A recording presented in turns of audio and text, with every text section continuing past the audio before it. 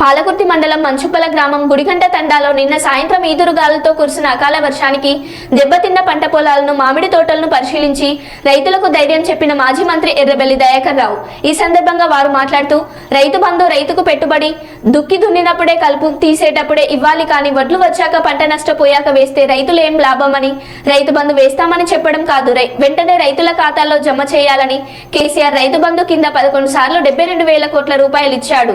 Corona విపత్తులోనే ఆపదలేని కానీ కాంగ్రెస్ ప్రభుత్వం రైతు భరోసా కింద 15,000 ఇస్తామని ఇప్పుడు 5,000 కూడా ఇవ్వడం లేదని, కేసీఆర్ ప్రభుత్వంలో రైతుకు పంట నష్టం 10,000 నష్టపరిహారం ఇచ్చామని, ఇప్పుడు పెట్టుబడి పెరిగింది కనుక ప్రభుత్వమే రైతులకు 15,000 నష్టపరిహారం ఇవ్వాలని, చేతికొచ్చిన వరి పంట మామిడి పండ్లు దెబ్బతిన్నాయని, వరి ధాన్యం తడిసిపోయాయని వెంటనే ఈ ప్రభుత్వం అధికారులకు చెప్పి సర్వేలు చేపించి ప్రతి ఎకరాకు 15,000 నష్టపరిహారం ఇవ్వాలని వారు ప్రభుత్వాన్ని డిమాండ్ చేశారు.